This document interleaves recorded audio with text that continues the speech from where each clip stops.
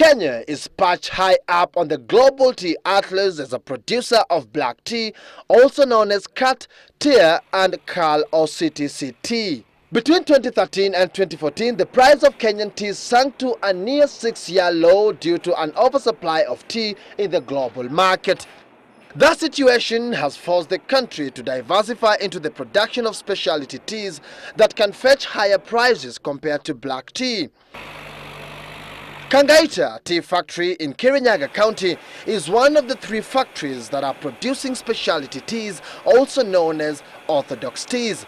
Kangaita is one of the only 3 factories that are making a combined 3 million kilograms of Orthodox tea every year. In the next 2 to 3 years, we expect that we'll have probably 10 lines of Orthodox teas in our factories, producing in the region of probably 10 million kilos. So what makes Orthodox tea different from black tea? The difference lies in the manufacturing process. Basically, what we are interested in Orthodox tea is the raw leaf. So it has to be as whole leaf as possible in comparison to the CTC, which is broken. In the case of black tea, the process of withering or drying the tea leaves takes between 8 and 12 hours. But for Orthodox tea, that duration goes up between 16 and 20 hours, depending on the moisture content in the green tea leaves delivered for processing. And it's in here where the magic normally happens, whereas the black tea that you and I know about is often cut, torn, and equally culled during the manufacturing process.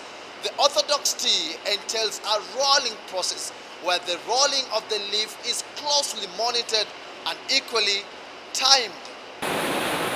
Here at Kangaita, Orthodox tea is rolled 4 different times for between 25 and 40 minutes, with different grades of tea granules being produced at each stage. The granules are then left to ferment for 3 to 4 hours and thereafter dried for 30 minutes at ultra-hot temperatures. But the quality control process is never complete until testing of the various specialty teas is done.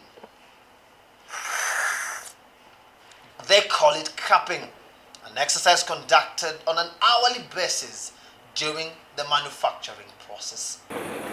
At the end of that lengthy process, specialty teas ranging from black Orthodox to purple, green and white teas are produced. And these are the teas that the Kenya Tea Development Agency is banking on to enter new and more lucrative markets in Europe and the Middle East. The UK black CTC is very popular there, in places like Egypt and Pakistan.